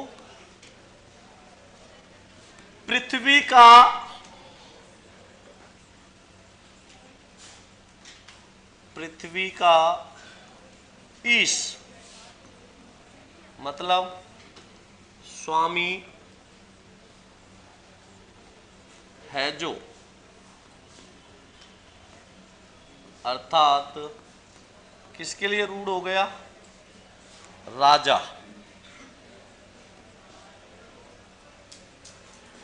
राजा के लिए। सभ्य साची लिख दो।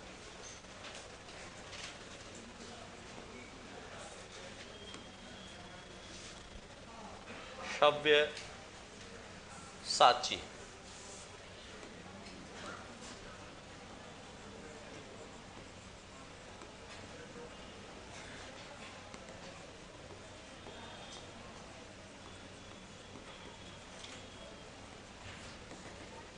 सब्यसाची कहते हैं अर्जुन को, क्योंकि ये दोनों हाथों से बाण चला सकता था, और जिसके पास में दोनों हाथों से बाण चलाने का क्या हो, ज्ञान हो, वो क्या कहलाता है? सब्यसाची। सब्यसाची किसको कहा जाता है? अर्जुन को। लिखो सब्यसाची, ऐसे लिखना, दोनों हाथों से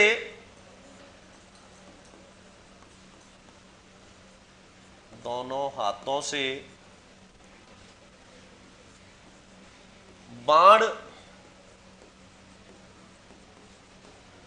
चलाता है जो,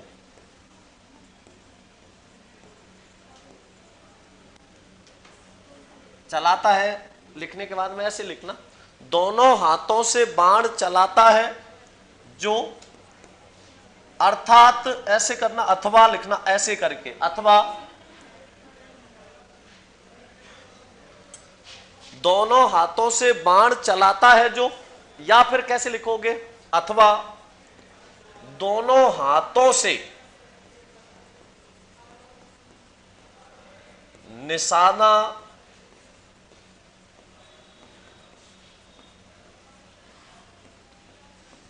साधता है जो, अर्थात किसको कहा जाता है सब्यसाची? अर्जुन।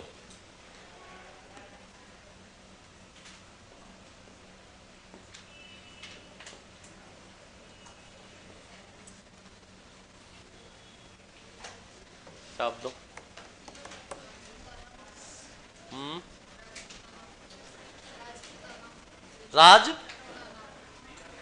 राजपूताना, राजपूताना में तो हो जाएगा, राजपूतों का है स्थान जो, राजपूताना। अब एक प्रश्न लिखो, अब कितने भी लिखते चलो, इसमें तो कितने भी उदाहरण बनेंगे, बस ध्यान क्या रखना, बहुब्रीहि समास का अपना खुद का कोई उदाहरण नहीं होता, ये दूसरों के उदाहरणों को रूढ़ करके अपना बनाता है। यदि विकल्प में दोनों आ जाए तो फिर प्राथमिकता में किसको रखोगे? बहुब्रीहि को। कब? जब विशेष अर्थ में रूढ़ हो रहा हो। एक प्रश्न लिखो, लिखो एक प्रश्न, क्या?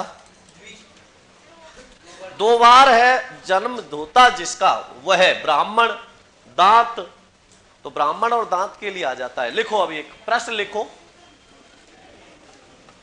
और प्रश्न क्या लिखोगे? लिखो प्रश्न, वह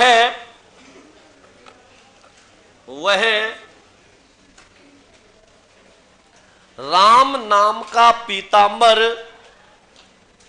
वह राम नाम का पीतांबर तन पर डाले खड़ा था, वह राम नाम का पीतांबर, वह राम नाम का पीतांबर तन पर डाले खड़ा था। रेखांकित शब्द में समास है। रेखांकित शब्द में समास है। कौन सा समास होगा? विकल्प लिखो। पहला दिगु कर्मधारय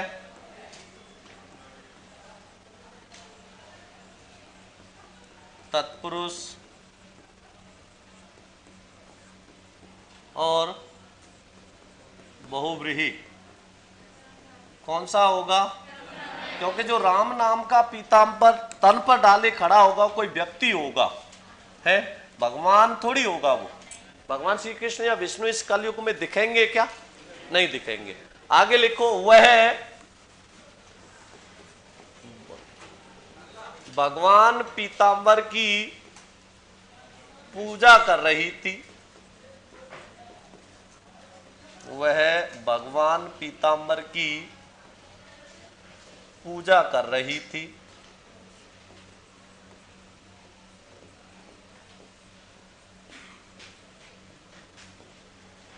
रेखांकित शब्द में समास है। रेखांकित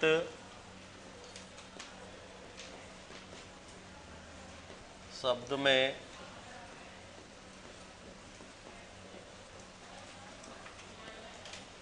समास है।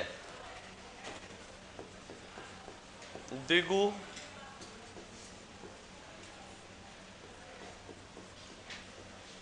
कर्मधारय